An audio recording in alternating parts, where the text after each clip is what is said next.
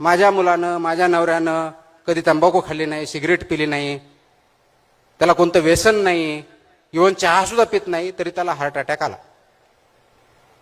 त्यांना कॅन्सर झाला. आणि याच्यावर उत्तर हेच असतं की याचं काही कारण सांगता येत नाही. त्याचं कारण आपण जे खातो आणि राहतो त्याच्यामध्ये.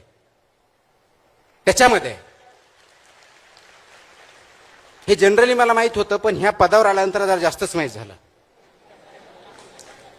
की दुधापासून, वड्यापासून, बाजरीपासून, तेलापर्यंत असा एकही पदार्थ नाही की त्याच्यामध्ये भेसळ आढळत नाही. आणि आपण काय म्हणतो, हॉटेलमध्ये गेलो, अरे मला चांगलं जेवण दे, स्पायसी दे. इकडे तर्री पण काहीतरी इकडे एक मोठा प्रकार आहे, ते दे. नागपूरला तर कोणतं ते चिकन काय असं, सावजी. म्हणजे सावजी जर माझ्यासारख्या माणसांना खत करून 1 महिन्यात हॉस्पिटलमध्ये जाईल अशी परिस्थिती आहे. ते आपण खातो. म्हणजे काय, ऑइली, फॅटी, सॉल्टी, शुगरी. तुम्हाला हार्ट अटॅक येणार नाही तर काय, तुमचं हार्ट अजून दुसरं तयार होईल.